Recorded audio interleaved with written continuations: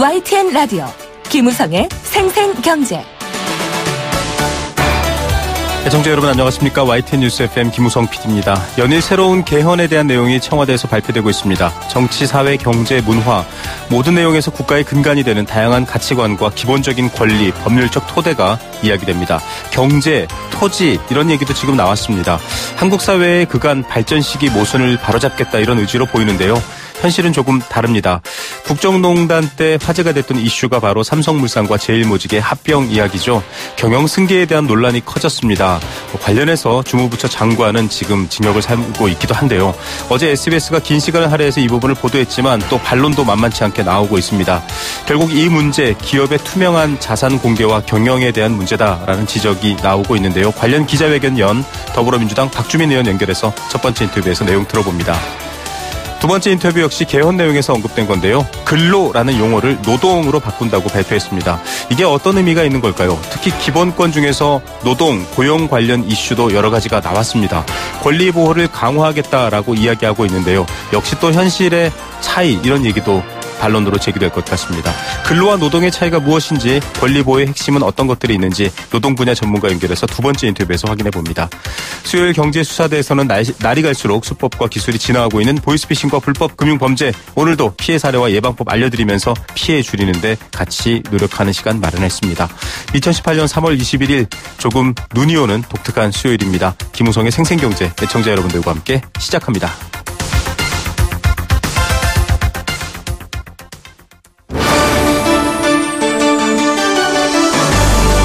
YTN 라디오 김우성의 생생경제.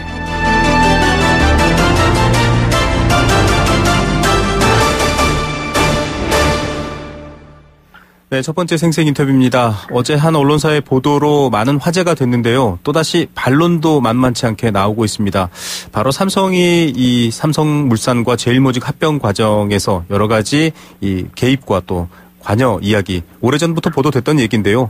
이걸 위해서 삼성이 에버랜드 이 소재 경기도 용인시 일대 토지의 가격을 임의로 좀 조정했다 이런 얘기가 나오고 있습니다. 삼성 측은 확대 해석한 것이고 명백한 오보다 지금 사안마다 반론을 홈페이지에 게시를 했고요. SBS에서도 추가 보도 얘기가 나오고 있습니다.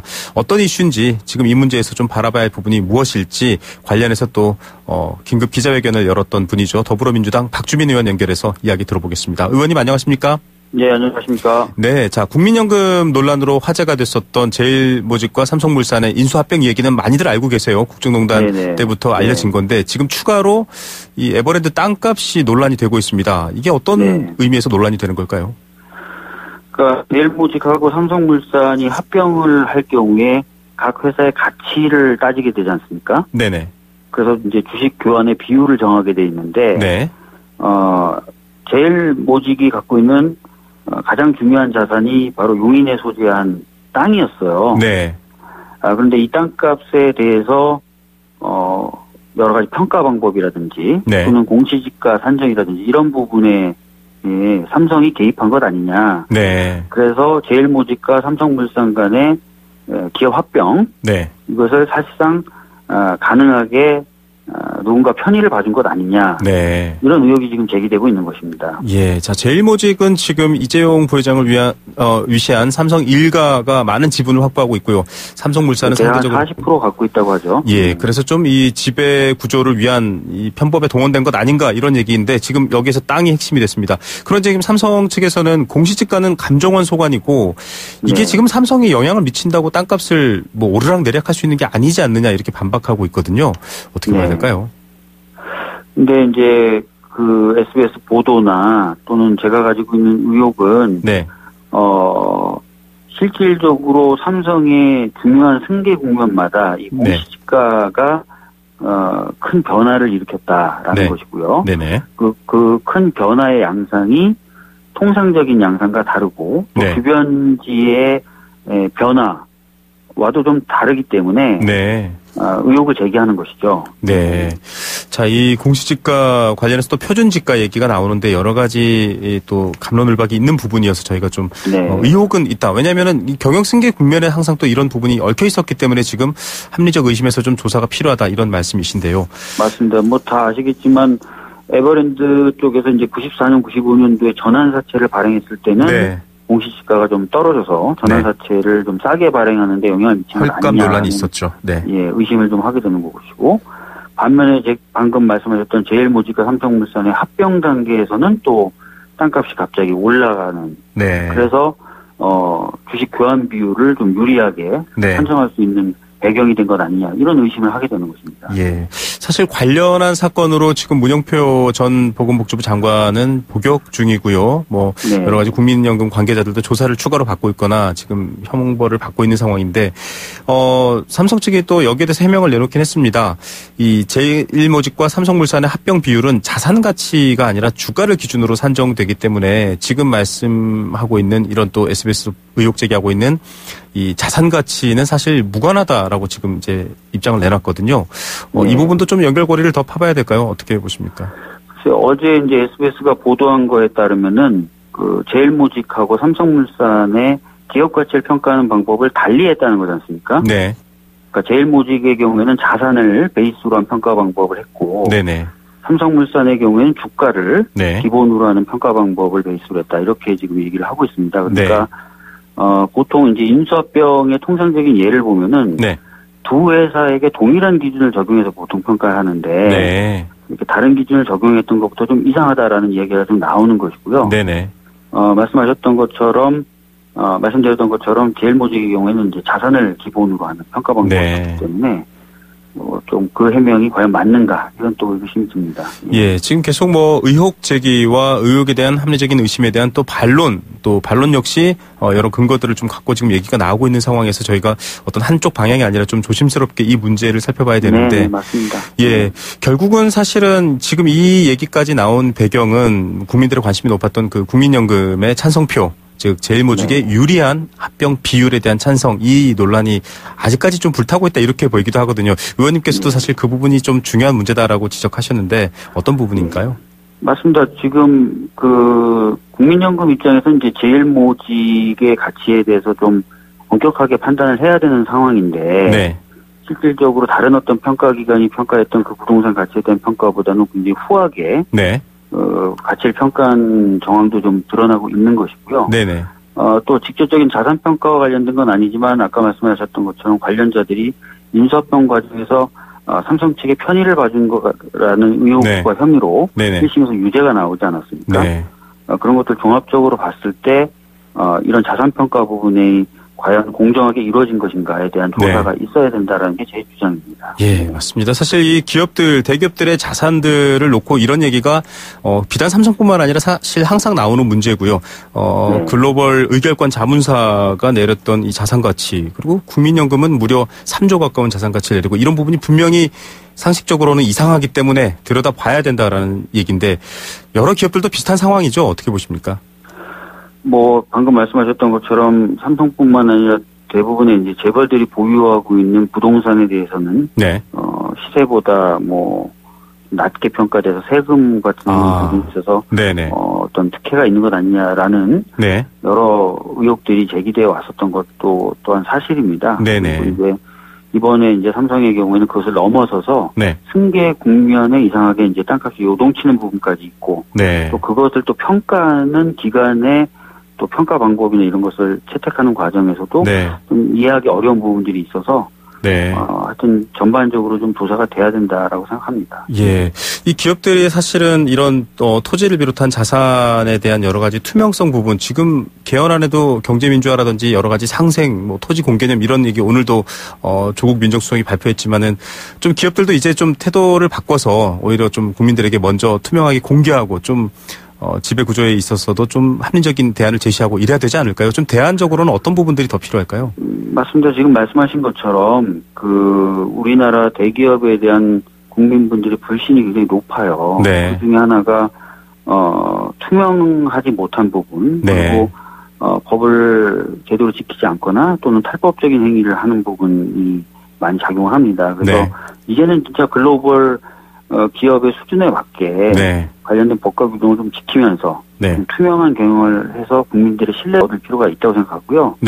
그럴 경우에 이제 사회적으로 기업에 대한 어떤 애정이라든지 신뢰가 높아지면서 기업이 향후에 닥치는 어려움을 사회적으로 푸는 데도 큰 도움이 될 것이라고 보여지거든요. 네. 그런 부분도 좀 많이 신경을 써야 될 것입니다. 네. 예, 이 기업 자체가 기업의 오너나 경영진을 바라보고 있는 게 아니라 국민을 좀 바라보고 있다라고 하면 지금 제기된 의혹에 대해서도 조금 더 차근차근 이 설명과 또 해명이 있을 것 같다는 생각이 듭니다. 의원님 오늘 바쁘신데 시간 감사드립니다. 네, 아닙니다. 네, 더불어민주당. 네, 감사합니다. 네, 더불어민주당 박주민 의원이었습니다. YTN 라디오 김우성의 생생경제. 네, 함께 느낀 우리 경제 공감사전입니다. 경제 공감사전 애청자 여러분들의 의견을 받는 시간이고요. 여러분들의 생각, 또 인터뷰에서 들었던 생각들, 여러 가지 개념들, 또 경제 관련해서 하고 싶은 이야기들도 만들어주시는 코너입니다.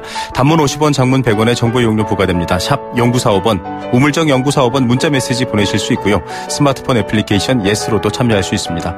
참여해주신 분들 중에서 추첨을 통해 도심 속 꿈의 놀이터 일산 원마운트에서 워터파크 수도파크 이용권 선물로 보내드리고 있습니다.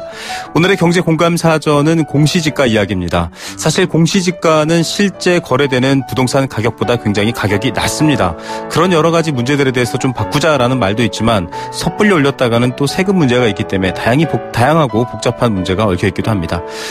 이 공시지가는 국토교통부 장관이 조사하고 평가해서 공시한 토지의 단위 면적당 가격을 말합니다. 이렇게 정의가 되어 있는데요. 합리적이고 일관성 있는 땅값 정보 체계를 세우기 위해서 부동산 가격 공시 및 감정평가에 관한 법률에 따라 산정됩니다. 법에 따라서 산정된단 말이죠. 그냥 산정하는 것은 아닙니다. 1989년 토지 공개념 오늘 개헌안에서도 다시 한번 강조됐습니다만 이 개념이 도입되면서 행정자치부 국세청 감정원의 시가를 일원화해서 1989년 7월부터 시행되고 있습니다. 전국의 2,700만 필지의 토지 가운데서 대표성이 있는 50만 필지를 골라서 표준지 공시지가를 산정합니다. 이 공시지가 토지 보상금 개별 공시지가의 산정 자료가 됩니다. 가끔 이런 거 나올 때마다 저희가 이 관련해서 뉴스 같은 데 소개합니다. 우리나라에서 제일 비싼 땅, 우리나라에서 제일 싼 땅 이런 것들을 말씀드리고 있는데요. 이 표준지 공시지가 시군구 토지평가위원회와 중앙토지평가위원회 등의 심의를 다시 한번 거쳐서 공시가 됩니다. 기준일은 원칙적으로 1월 1일이고요. 예외적인 경우에 국토교통부 장관이 따로 공시 기준일을 정할 수 있습니다. 2000년부터는 전국 모든 지역에서 매년 일제히 자가조사를 하지 않고 지가 변동이 없는 안정지역은 2, 3년에 한 번씩 조사하기도 합니다. 지금 여러 가지 땅값 관련된 논란이 나오고 있는데요. 공시지가 땅 가격, 자산에 대한 이야기들 조금 더 투명해야 된다라는 방향성에 대해서는 많은 분들이 동의하고 또 생각도 함께하고 있는 것 같습니다. 이 부분 관련해서 여러분들의 의견도 기다리고 있겠습니다. 여러분들과 함께 생각을 나누겠습니다.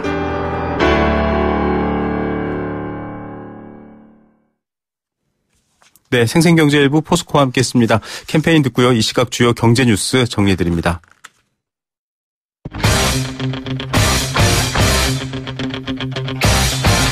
지금 가장 뜨거운 경제 소식. 경제 톱 뉴스.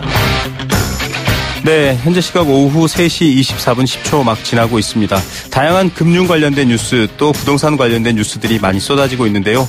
이 시각 가장 뜨거운 경제 톱 뉴스 알아보겠습니다. 비즈니스워치 김춘동 기자입니다. 안녕하십니까? 네, 안녕하세요. 네, 자 금융당국이 대출, 특히 가계부채도 그렇고요. 여러 가지 부채에 대한 신경을 많이 쓰고 있는데 신용대출, 개인사업자 대출 집중 점검하겠다 이렇게 밝혔네요. 네, 금융위원회가 오늘 가계부채 점검회의를 열었는데요. 그동안 이제 대출 규제를 좀 강화를 하면서 이 가계부채가 늘어나는 속도가 좀 안정을 찾고 있다, 이렇게 좀 평가를 했습니다. 네. 실제로 지난해 가계신용을 보면 이 증가 규모가 108조 4천억 원이었는데 2016년과 비교하면 31조 원이나 줄었습니다. 절대적인 규모로도 2014년 이후에 좀 가장 적었고요. 네. 근데 이제 주택담보대출에 이어서 이제 신용대출과 또 개인사업자 대출도 이제 더 꼼꼼하게 좀 보겠다는 건데, 이제 특히 이제 주택담보대출 규제와 함께 풍선 효과가 나타나면서 올해는 이 두 대출로 수요가 좀 몰릴 것으로 좀 보고 있다는 겁니다. 주택담보대출 규제를 피하려고 신용대출을 받거나 또 이 개인사업자 대출의 여신심사 가이드라인을 어기면 엄중 조치에 좀 나서기로 했습니다. 예, 풍선 효과까지 생각하고 있다 이런 대책이군요. 다음 주부터 은행권을 중심으로 총체적 상환 능력 비율 DSR 추가 3종 세트 이렇게 소개도 됐었는데 네. 이것도 좀 시범 운영되죠? 네, 신 DTI 제도로도 불리는데요. 이 DSR 제도를 일단 은행권을 시작으로 오는 26일부터 이제 시범 운영에 좀 들어갑니다. 네. DSR은 이 개인이 1년 동안 갚아야 하는 이 모든 대출의 원리금을 연 소득으로 나눈 값인데요. 대출 심사 투자 과정에서 기존 주택담보대출은 물론이고 전세자금 대출과 마이너스 통장, 신용대출 같은 이 모든 대출의 원리금 상환 능력을 함께 따지겠다는 겁니다. 네. 은행권에서는 앞으로 6개월간 이 DSR을 이 대출을 할 때 보조 심사 지표를 좀 활용을 한 후에 올해 하반기부터 이제 본격적으로 적용할 계획이고요. 비은행권에서는 오늘 7월부터 시범 운영에 나설 계획이라고 합니다. 네, 이거 지금 비율 어떻게 놓느냐도 좀 뜨거웠었는데요. 얼마나 벌어서 갚을 수 있느냐를 보겠다라는 게 핵심이니까 네. 다음 주부터 좀 지켜보셔야 될 것 같습니다. 전국적으로 지금 5만 6천 가구 분양 얘기가 나오는데 사실 이거 공급 얘기 계속 부동산에 좀 악재 뉴스로 나오는 것 같아요. 네. 5만 6천 가구 추가 분양된다고요? 네, 부동산 114에 따르면 오는 4월에 서울과 경기, 세종, 부산 등 전국에서 5만 6,450가구가 새롭게 좀 분양이 될 예정입니다. 작년 4월과 비교하면 207%나 급증을 한 건데요. 지난해 장미대선 이슈로 이 건설사들이 분양 일정을 좀 하반기로 미뤄서 물량이 좀 적었던 탓입니다. 네. 수도권은 이 서울의 재개발 재건축 사업 또 이 경기 택지지구 분양 등이 예정이 돼 있어서 분양 시장에 대한 관심은 좀 이어질 것으로 예상이 되고 있는데 지방의 경우에는 지난해 청약 결과가 좋았던 이 부산과 세종시에서 좀 분양 물량이 좀 많이 나올 것으로 보입니다. 네, 이렇게 좀 공급이 몰리거나 많다라고 하면 결국은 미분양 우려 나오고 있는데 어떻습니까? 네, 서울과 경기 과천 등이 분양한 아파트는 이 청약 1순위에서 좀 무리가 없이 마감이 됐는데요. 네. 문제는 지방입니다. 지방 분양 시장은 이 청약자가 하나도 없는 그런 사업장에 출연하기도 하는데 이 청약 시장에서 좀 양극화가 심해지고 있는데요. 수도권 일부 지역에서도 좀 찬바람이 불고 있다고 합니다. 최근에 청약을 접수한 이 김포 한강 신도시의 동일 스위트 더 파크 같은 경우에는 이 모든 주택 유형에서 미분양을 기록을 하면서 미분양 우려가 좀 나오고 있는데요. 또 안성과 오산간의 아파트 값이 지난달 경기도에서 좀 하락률 1, 2위를 기록하면서 이 경기 남부 지역의 부동산 시장에서도 심상치 않은 조짐이 좀 나타나고 있다고 합니다. 예, 참 걱정을 하는 분들이 많고요. 지금 전세 시장도 심상치 않은데 걱정입니다. 지난해 부동산 실거래가를 봤더니 허위 신고 적발 건수가 크게 늘었다고 하는데요. 이건 어떤 건가요? 네, 국토교통부에 따르면 지난해 부동산 실거래가 허위 신고 적발 건수가 총 7,263건에 달했습니다. 2016년과 비교를 하면 1.9배나 좀 늘어난 건데요. 네. 유형별로 보면 실제 거래 가격보다 낮게 신고한 다운 계약이 127%나 급증을 했고요. 또 실제보다 높게 신고한 업계약도 좀 적지 않았습니다. 가장 많은 건수는 신고 지연이나 미신고가 5,231건으로 좀 가장 많았고요. 그 외에 계약일 등의 가격의 허위 신고, 또 증빙자료 미제출, 혹은 또 거짓 제출, 또 이 공인중개사의 미신고 등의 유형이 좀 적발이 됐고요. 네. 정부는 이 실거래가 허위 신고를 차단하기 위해서 지난해 1월부터 이 자진 신고자 과태료 감면 제도도 좀 운영을 하고 있는데, 네. 지난해 연말까지 887건의 좀 자진 신고도 좀 접수가 됐다고 합니다. 네, 이거 허위 신고 사실은 자전 거래라고 스스로 사고 파는 걸 꾸며서 집값을 올리는 사람들까지 저희가 한번 소개해 본 바가 있는데 정부도 심각하게 보고 있네요. 강력 대처한다고요? 네, 다운 계약 같은 이 실거래가 허위 신고 내역은 이 세무당국에 통보를 해서 양도소득세 등을 추징을 하도록 했고요. 또 지방자치단체 중개업 이 담당 부서에도 좀 공지를 해서 이 허위 계약서를 작성한 중개업자에 대해서는 자격정지와 등록 취소 같은 이 행정처분을 좀 내리도록 했습니다. 또 이 가족 간 거래 등을 포함한 이 편법 증여가 의심되는 이 거래에 대해서도 이 국세청이 통보를 해서 이 세금을 추징토록 했는데요. 아울러 최근에 이 서울과 경기 등 일부 분양 단지에서 이 청약 과열이 좀 우려가 되면서 이들 단지의 분양 계획자들에 대한 자금 조달 계획서와 청약 정보 등을 면밀히 좀 모니터하기로 했습니다. 네. 자, 지난해 혼인 건수를 한번 보겠습니다. 43년 만에 최저치, 굉장히 심각한 의미인 것 같은데요. 네, 통계청에 따르면 지난해 혼인 건수가 26만 4,500건으로 좀 집계가 됐는데 1년 전과 비교하면 6.1%나 줄었습니다. 1974년에 25만 9,100건 이후에 말씀하신 대로 43년 만에 좀 가장 적었습니다. 네. 또 인구 1,000명당 혼인 건수를 뜻하는 조혼인율도 5.1건에 불과해서 이 관련 통계를 내기 시작한 70년 이후에 사상 최저치를 좀 기록을 했습니다. 혼인 건수가 줄어들고 있는 건 기본적으로 이 혼인 정령 인구가 좀 줄어들고 있고 또 여기에 대한 취업난과 주거 비용 같은 이 요인들이 좀 복합적으로 좀 맞물린 결과로 풀이가 되고 있는데요. 네. 이 혼인은 아무래도 이 독립적인 생계를 좀 유지를 할 수 있어야 되는데 취업이나 주거 같은 여건이 그만큼 좀 좋지 않다 이렇게 보시면 될 것 같습니다. 예, 혼인이 단순한 개인 간의 선택 문제가 아니라 여러 가지 인구 경제학적인 부분하고도 연결되어 있는데 결국 출생아 급감도 영향을 미치겠죠. 네. 네. 자, 출생아는 어떻습니까? 네, 지난해 혼인 건수가 줄어들면서 자연히 좀 출생아도 좀 급감을 하고 있는데, 지난해 출생아 수는 35만 7,700명이었는데요. 역대 최저치 기록을 좀 갈아치웠습니다. 초혼을 하고 보통 2년 후에 첫 아이를 낳는데, 결혼이 좀 줄다 보니까 자연스럽게 첫째 아이 출산 수 감소로 이어지면서 좀 악순환을 좀 반복을 하고 있는 겁니다. 젊은 층의 결혼 기피로 초혼의 연령도 좀 계속 오르고 있는데요. 지난해 평균 초혼 연령을 보니까 남자는 32.9세, 여자는 30.2세로 1년 전보다 남자는 0.2세, 여자는 0.1세가 올랐습니다. 네. 10년 전과 비교하면 남자는 1.8세, 여자는 2.2세가 많아졌는데요. 또 초혼 부부 중에서 여자가 연상인 부부도 16.9%로 전년보다 0.5%포인트가 늘었습니다. 예, 출생아 줄고 지금 소아과 의사 중에 몇 분은 정말 힘들 상황이다 이렇게까지 얘기할 만큼 여러 가지 영향을 미치는군요. 자, 저희도 오늘 이 경제수사대 준비해서 항상 금융범죄 피해 예방에 같이 힘쓰고 있는데요. 금감원과 함께 힘쓰고 있는데 금융사기 피해 사례를 봤더니 굉장히 많아요. 네, 생각보다 많았는데요. 이 한국금융투자자보호재단이 지난해 12월에 서울과 6대 광역시 또 경기 지역 신도시 등에 거주하는 25세에서 64세 성인 2,530명을 대상으로 좀 조사를 했는데요. 금융사기 피해를 당했거나 아니면 피해를 볼 뻔했던 사람이 558명으로 22.1%에 달했습니다. 과거에 한 번이라도 이 금융사기 피해를 당한 경우는 2.6%였고요. 또 보이스피싱 전화를 받아본 경험이 있는 사람 등의 이 준피해자가 19.5%에 달했습니다. 금융사기 피해자 중에서 가장 많은 피해 유형은 보이스피싱이었는데 26.2%를 차지를 했고 유사수신과 금융피라미드 사기, 또 취업빙자 사기 등이 좀 그 뒤를 이었습니다. 네, 자 오늘 저희 금융감독원과 함께 경제수사대 뒤이어 코너가 있으니까 여러분들 많이 들어주시고요.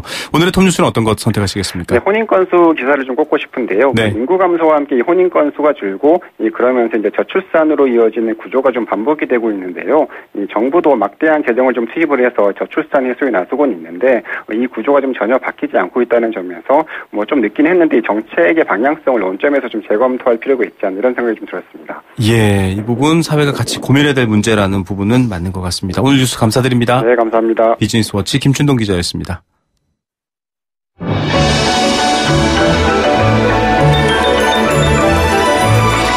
오늘의 경제를 들여다보는 시원한 창. YTN 라디오 김우성의 생생경제 생생인터뷰. 네, 두 번째 생생 인터뷰입니다. 조국 청와대 민정수석이 개헌안 오늘 연일 발표했습니다. 어제 발표에서는 대통령 개헌안의 골자 중에서 여러 가지 특히 이 노동 관련 이슈가 많이 발표됐는데요. 특히 근로라는 용어, 이 표현을 노동이라는 표현으로 대체하겠다, 노동권 강화하겠다 이런 내용들이 나왔습니다. 헌법은 모든 법률의 토대 또 기본권을 밝히고 있는 내용인데요. 이 노동 이슈들에 어떤 영향을 미치게 될까요? 특히 거리와 광장 또 싸움의 현장에서는 노동이라고 불렸고요. 회사와 법률상에서는 근로라고 불렸던 부분, 이 표현의 차이도 많은 이야기를 품고 있을 것 같습니다. 이 문제 어떻게 바라봐야 될지 이 노동 분야 전문가 연결해서 이야기 들어보겠습니다. 고려대학교 노동대학원 김성희 교수입니다. 교수님 안녕하십니까? 예, 안녕하세요. 네. 자, 어제 조국 민정수석이 발표하면서 근로라는 용어를 노동으로 수정한다 이렇게 발표를 했거든요. 예. 이게 중요한가라고 생각하시는 분들도 있을 것 같고요. 잘 됐다라고 생각하시는 분들도 있을 것 같은데 이거 배경을 어떻게 저희가 읽어야 할까요? 예. 사전적으로 근로는 열심히 일한다는 것인데 네. 일할 노자에 열심히 한다는 뜻이 네. 이미 있어서 동어반복입니다. 네. 또 이제 근자는 원래 죄를 짓거나 전쟁에 패해서 노예가 된 사람의 한쪽 눈에 칼자국을 낸 걸 형상화한 글자라. 네. 특히 또 일제강점기의 조선근로정신대, 전지근로동원제 등 강제노동과 이런 식민지 동원 체제를 연상시키는 말이죠. 네. 그래서 헌법에는 근로라는 말을 명시하고 있는데 하위 법률에서는 근로와 노동이 같이 쓰입니다. 노동이라는 말이 더 많이 등장하죠. 네네. 노동기본권, 노동관계법, 노동조합 등 근로와 조합해서 쓰기에 어색한 말이 더 많기 때문이죠. 네. 그래서 이 헌법을 제정할 때 노동이 사회주의권에서 많이 쓰인다고 해서 네네. 대입이되는 표현을 찾은 건데 인권의 관점에서나 역사적 맥락에서나 사전적 의미로나 별로 적절한 표현은 아니다. 그래서 일제잔재인데 적절치 않은 이념적 색채를 부여해서 굳이 노동과 근로를 구별하고 현실에 쓰이지 않는 근로라는 표현을 쓰자고 했던 것을 바로잡는 의미가 있다고 봅니다. 예, 어떤 노동에 대한 인식의 변화까지도 생각한 거다라고 봐도 될까요? 좀 과도한 해석인가요? 어떻습니까? 예, 노동 존중 사회를 구현하겠다는 문재인 정부 방침에서 오랫동안 적절치 않은 용어가 혼재돼서 쓰였던 그런 복잡함을 정리하는 의미가 있다라고 볼 수 있는데요. 또 과거가 비정상적으로 잘못된 것을 쓰고 있었던 걸 바로잡는다는 의미 정도로 볼 수 있을 것 같습니다. 네, 과거의 오류를 바로잡는다라는 의미까지 포함되어 있습니다. 이게 헌법 32조, 33조에 등장하는 노동권 관련 내용이 포함되어 있는 건데 사실 이 앞서 밝힌 첨부 인권적인 측면에서도 국민이란 용어와 사람이란 용어를 구분해서 썼습니다. 여러 가지 군 혹은 세금 관련된 것들에서는 국민이지만 기본적인 인권에 대해서는 사람이라는 이제 주어를 바꿨는데요. 근로자와 노동자도 그 비슷한 차이가 있다고 볼 수 있습니까? 교수님 어떻게 봐야 되죠? 예, 이번 개헌안의 이제 자유권과 관련된 조항은 모든 국민을 국적과 상관없이 부여해야 된다고 모든 사람으로 바꿨는데 국민 경제나 국방과 관련된 사안은 그냥 모든 국민으로 남겨뒀죠. 그래서 근로자와 노동자의 문제는 이와는 상관없는 문제이긴 합니다. 그래서 근로자는 근로에 의한 소득으로 생활하는 사람, 노동자는 노동력 제공을 대가로 생활하는 사람 이렇게 정의됐는데요. 근로와 노동이 구별되지 않듯이 근로자와 노동자도 실제로는 구별되지 않습니다. 그래서 좀 우스운 사태가 벌어진 것이라고 볼 수 있겠는데요. 이런 문제를 이렇게 혼선만 생기는 복잡한 얘기를 근거 없이 쓸 필요가 있느냐 하는 문제겠죠. 맞습니다. 좀 여러 가지 좀 통일된 내용의 개념 그리고 근로라는 용어의 어떤 부정적인 역사적 측면을 고려했을 때 어떤 바꿈 이게 또 여러 가지 사회주의권 국가에서 쓰였던 자주 쓰였던 노동이라는 표현 때문에 대항적으로 썼던 표현이라는 점 이런 것도 시대가 바뀌어서 바뀌었다 이런 얘기인 것 같습니다. 그러면서 좀 구체적인 노동권에 대한 내용이 어제 발표가 됐습니다.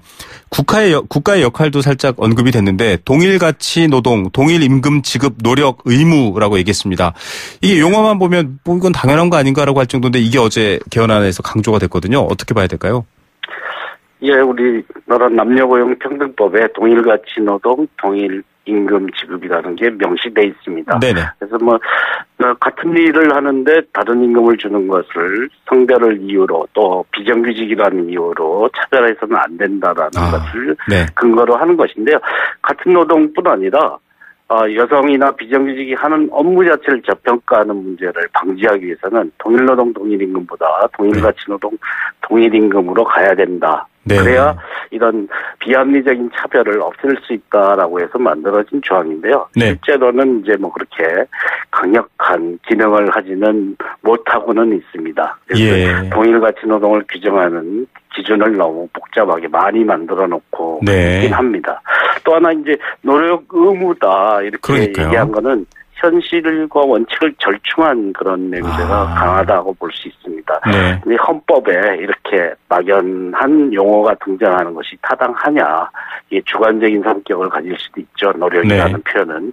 그런 점에서 좀 지나치게 염려를 많이 한 것이 아니냐. 이런 동일가치 노동 동일임금을 하면 소송이 남발이 되거나 혼선이 생길 것이다라고 하는데 남녀고용평등법이 그런 혼선을 초래하지는 않았기 때문에 이런 문제에 대해서는 지나치게 좀 몸조심을 한 것이 아닌가라는 생각이 듭니다.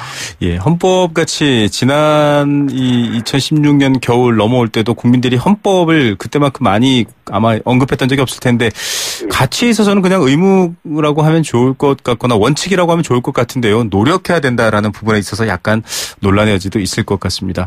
좀 특이한 부분도 보입니다. 최근에서야 좀 많이 확대되고 있는 개념이 바로 워라밸, 워크-라이프 밸런스, 일과 삶의 균형 이야기인데 헌법 관련해서 이번에 개헌안 소개할 때도 나왔습니다.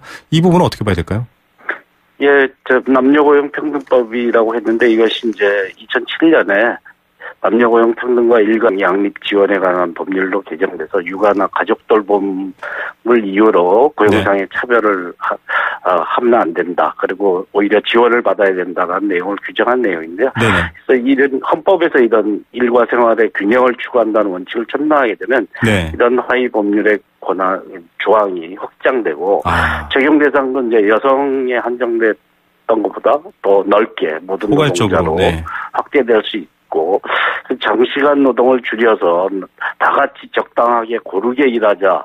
그 고용기회도 확대해야 된다라는 이런 추세와도 발맞출 수 있는 그런 근거 조항이 될 수 있을 거라고 봅니다. 예, 이 부분이 사실은 뭐 저희가 앞서 이 결혼 준다, 저출산 여러 가지 문제들까지도 포함해서 사실은 생각해 볼 수 있는 근거인 것 같습니다. 획기적으로 좀 현실적으로 달라지는 부분도 보입니다. 지난 정부들과 공무원들도 원칙적인 노동 3권이 보장된다. 이거 사실 좀 논란적인 상황이 계속 이어져 왔었고요. 급진적으로 좀 생각해 보자면 공무원이 이제 공무원을 고용하는 국가 혹은 국민의 권력을 위탁받은 사람에게 임금 교섭할 수 있나? 이렇게까지 생각할 수 있거든요. 이건 어떻게 봐야 될까요?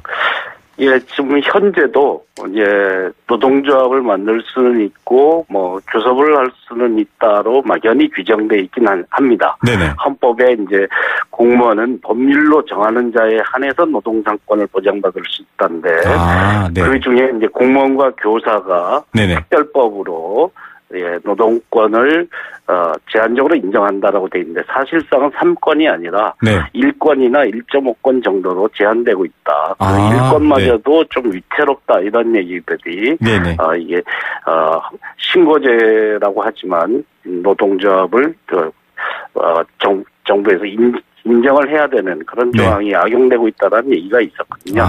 그래서 이제 이 기준이 뭐 어떤 하위법에 의해서 기본권이 제한되는 문제를 방지하도록 헌법에 규정하게 되고요. 그래서 국제 기준에 맞게 규정이 바뀌는 것이라고 볼 수 있습니다. 그래서 네. 앞으로 모든 공무원은 그러면 노동상권이 허용되냐 그렇지는 않고요. 네. 특수한 경우만 제한할 수 있게끔 네. 하위법에서 만들 수 있도록 근거 조항이 있습니다. 그래서 군인 경찰의 경우에 네. 제한을 두게 될 가능성이 높은 그런 거고요. 그래서 ILO의 핵심 조약을 비준하는 그런 국제 기준에 맞는 노동기본권 행사가 가능하게 된다. 이런 문제로 이제 이런 근거 조항이 이제 개정안에서 만들어진 것이죠. 예, 공적인 또 사회적인 소셜 서비스, 사회적인 서비스이지만 이분들이 하는 것도 역시 노동의 범주에 들어가기 때문에 노동 3권을 뭐 특수한 경우를 제외하고는 보장한다 이런 얘기고요. 이 유럽이나 프랑스 같은 나라 특히 공무원들이나 심지어 경찰들도 파업하는 거 보면 신기하다라고 바라봤었는데 이제 신기한 일이 아니라 우리도 비슷한 상황이 될 수 있다 이런 얘기인 것 같습니다. 그러면서도 가장 이제 지금 앞으로 어떻게 보면 뜨거울지 모를 게 바로 단체 행동권의 목적을 확대했습니다. 과거에는 근로조건의 향상이라는 이유가 아니면 그건 다 불법적인 파업이거나 단체 행동으로 봤는데 그거 좀 완화하겠다 이렇게 보이거든요. 이거 어떻게 봐야 될까요? 예, 근로조건의 향상을 좁게 규정하게 되면 네. 임금이나 뭐 시간이나 복지 등 네네. 이익과 관련된 직접적인 사안에 대해서만 노동기본권 행사가 가능하고 네.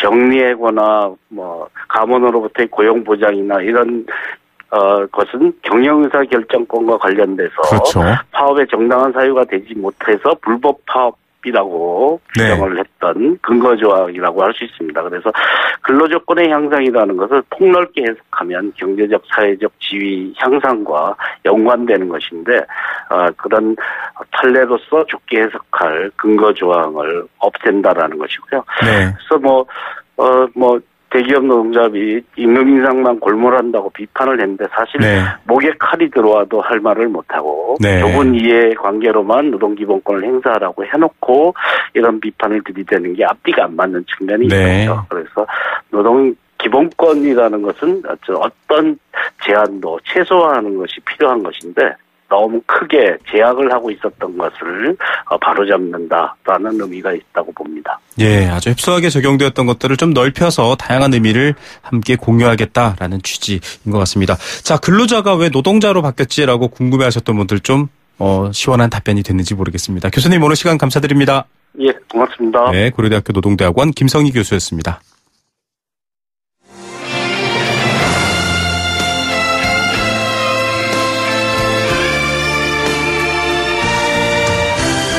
YTN 라디오 김우성의 생생경제 더불어 함께 살아가는 삶 그리고 더 나은 삶을 꿈꾸는 시간 오후에 만나는 싱싱한 라디오 경제 김우성의 생생경제가 대한민국 경제를 지키는 여러분과 지금 함께하고 있습니다.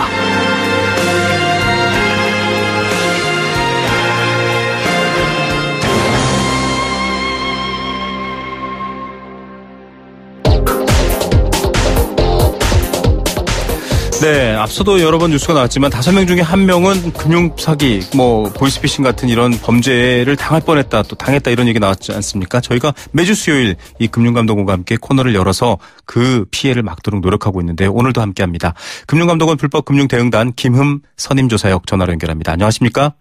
네, 안녕하십니까. 김흠입니다. 이렇게까지 저희가 수요일마다 방송을 하고 또 금감원에서도 얘기를 하고 있는데 피해자가 느는 걸 보면 정말 걱정일 것 같습니다. 지금 피해자 계속 증가하고 있는 추세라고요? 네, 지난 방송을 통해서도 말씀드렸지만 작년 하반기부터 보이스피싱 피해가 증가하고 있습니다. 특히 60대 이상의 고령층 피해가 상당한 수준에 달하고 있는데요. 네. 더욱 큰 문제는 고령층의 1인당 피해 금액이 타 연령층에 비해 높다는 점입니다. 네. 2017년 기준 보이스피싱 피해자 가운데서 60대 이상 고령층이 차지하는 비중이 11%에 달하고 있는데요. 네. 1인당 피해 금액을 연령대별로 보면은 10대 이하가 200만 원, 그리고 20, 30대가 490만 원, 40, 50대가 470만 원인 반면에 60대 이상은 540만 원을 기록을 하고 있습니다. 연세가 있으실수록 피해 금액이 크다. 참 걱정입니다. 이 어르신들이 속는 이유도 있을 것 같은데 최근 뉴스를 보니까 9억 원까지 피해본 분도 있다고요? 네, 그렇습니다. 가장 최근에 발생한 70대 어르신의 보이스피싱 피해액이 9억 원에 달하고 있는데요. 네. 금융감독원이 보이스피싱 피해 구제 업무를 수행한 이후 접수된 사건 중에 1인 피해 금액으로는 최대 규모입니다. 참고로 기존의 피해 사례 중에 1인 최대 금액은 작년 12월에 젊은 여성을 대상으로 한 8억 원 피해 사례였습니다. 네, 이 피해 규모 수준이 정말 이건 그냥 그렇구나라고 할 수준이 아닙니다. 걱정입니다. 특히 나이 드신 분들은 은퇴 노후 자금이어서 더 클 텐데 거액의 피해 발생 이유 사례를 좀 더 알아봐야 될 것 같습니다. 어떻습니까? 네, 이번 사례에서는 사기범이 피해자인 어르신에게 발신번호가 02112로 보이도록 112요?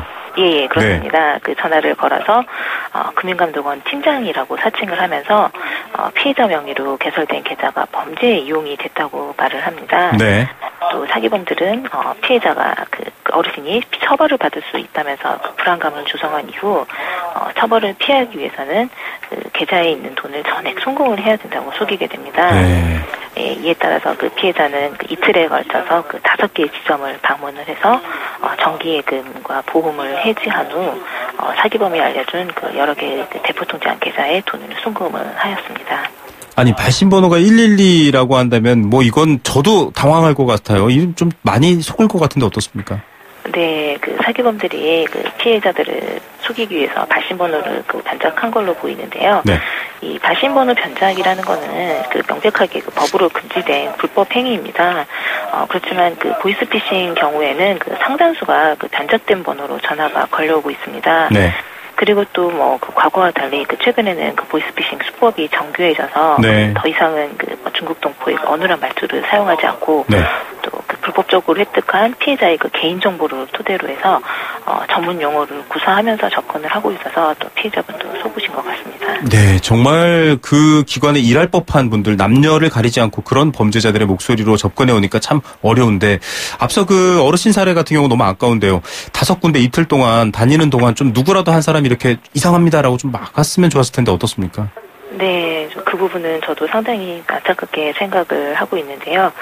실제로 이 사례에서 피해자가 금융회사 창구를 방문을 해서 만기가 남은 정기예금과 보험을 해지한다고 하시자 네. 이 보이스피싱을 의심한 금융회사 직원이 예금 해지 목적과 자금 사용 목적 등을 문의를 했습니다. 네. 그런데 사기범은 이미 이런 것들을 다 시나리오를 다 예상을 하고 있으니까 피해자를 현혹을 해서 친척에게 사업 자금을 보내는 것이다 또는 지인한테 투자하는 것이다라고 답하도록 유도를 함에 따라서 또 금융회사 창구에서도 이렇게 거짓으로 답을 하게 됨에 따라서 피해를 막을 수 없었던 것으로 보입니다. 네, ATM기 사용하시면요. 요새 거기서도 혹시 누군가에 의해서 돈을 요구받는 건 아닙니까? 이런 확인 내용이 뜨는데요. 그럼에도 불구하고 그것까지 예측해서 이렇게 답변을 요구했습니다. 정말 사람이 속아 넘어가면 어쩔 수 없이 될 수도 있을 것 같은데 걱정이네요. 좀 다 아는 내용이고 누가 속을까 싶기도 한데도 이렇게 잘 속네요. 네, 이렇게 좀 요약을 해서 보면은 또 전체적인 수법은 또 기존하고 크게 차이는 없습니다. 네. 또 피해자분들도 다 여쭤보면은 모두들 다 보이스피싱에 대해서 다 들어봤고 네. 또 수법도 다 알고 있다고 말씀을 하시는데 막상 또 본인들이 전화를 받는 순간에는 이 보이스피싱이라는 걸 알아차리지 못할 정도로 최근에는 그 사기를 유도하는 그 단계별 그 과정 자체가 정교해졌습니다. 네. 어르신 사례 또한 그 정부기관 번호로 변작을 해서 전화를 걸면서 또 경계심을 풀게 되었고 또 전화 통화를 하는 동안 그 어르신 상황에 맞춰서 정교하게 접근을 하면서 속은 것으로 보입니다. 예, 다 알면서도 당한다라는 말, 왜 그래? 라고 생각하실 수도 있지만 그렇지 않습니다. 그만큼 정교하고 사람 심리를 교묘하게 이용합니다. 결국 우리가 좀 이런 거 안 당하려면 주변의 부모님도 그렇고요, 이웃들도 그렇고 어떤 것들 좀 유의하고 있어야 될까요? 네, 일단 그 정부 기관이라면서 전화로 자금이체를 요구를 하는 경우는 네. 100% 보이스피싱임을 유의를 하셔야 합니다. 네. 검찰이나 경찰 또 금융감독원 직원이라는 전화를 받으시면 당황하지 마시고 소속이나 직위 그리고 이름을 꼭 확인을 하시고 전화를 일단 끊으셔야 됩니다. 네. 그리고 주변 지인에게 그 통화 내용에 대해서 설명을 하시고 도움을 받으시거나 아니면 또 해당 기관 그 공식 대표 전화번호로 전화를 하셔서 이런 사실관계 여부를 반드시 확인을 하셔야 합니다. 네. 또 뭐 이런 과정에서 전화를 못 끊게 하거나 아니면 소속이나 이름을 말하지 않고 그냥 단순히 뭐 불이익을 받을 수 있다 뭐 이런 식으로 고압적인 말투로 재촉을 하는 경우는 네. 보이스피싱을 의심을 하셔야 합니다.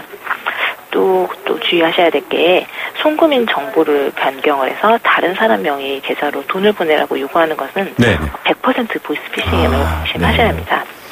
참. 또 안 당하시는 게 가장 바람직하겠지만 이게 또 속아서 돈을 보내셨으면 네. 신속하게 그 경찰서나 그 해당 금융회사에 신고를 하셔서 지급정지를 바로 신청을 하셔야지 조금이나마 피해 구제를 받으실 수 있습니다. 예, 이렇게 또 방송을 계속 듣고 아시는 분들보다는요 주변 사람들의 얘기에 더 많은 영향을 받기도 합니다. 뭐 노벨 경제학상 받은 멋지 이론에도 나오는 얘기인데 이 방송 들으신 분들은요 사회 초년생인 젊은 여성분들이나 나이가 많으신 어르신들이나 혹은 주변 지인들에게 공공기관이나 국가기관이 돈 달라고 전화 오는 것, 강압적으로 얘기하는 건 무조건 의심해 봐야 된다. 전화 끊고 확인 전화 걸어야 된다. 이런 얘기가 좀 막 돌았으면 좋겠습니다. 최소한 좀 피해가 없어야 될 텐데 안타깝네요. 오늘 말씀 감사드립니다. 네, 감사합니다. 금융감독원 불법금융대응단 김흠 선임조사역이었습니다. 네, 생생경제 포스코와 함께했습니다. 실제로 보이스피싱 피해를 당한 젊은 여성을 옆에서 본 적이 있었습니다. 굉장히 놀라고 당황해서 어디론가 막 정신없이 뛰어가고 통화를 하는데요. 통화 내용을 들어보니까 보이스피싱 내용이었습니다. 그래서 그 순간에 일단 진정하고 전화를 끊으라라고 전해준 적이 있는데요. 그 이야기를 한 후에 그분은 보이스피싱을 피하고 또 주변에도 똑같이 얘기를 합니다. 일단 전화를 끊어라라고요. 그게 어려울 것 같지만 실제로 많이 통용된다면 좀 범죄 예방 되지 않을까요? 오늘도 안전하고 또 행복한 경제생활 되시길 기원 드립니다. 김우성의 생생경제였습니다. 내일 뵙겠습니다.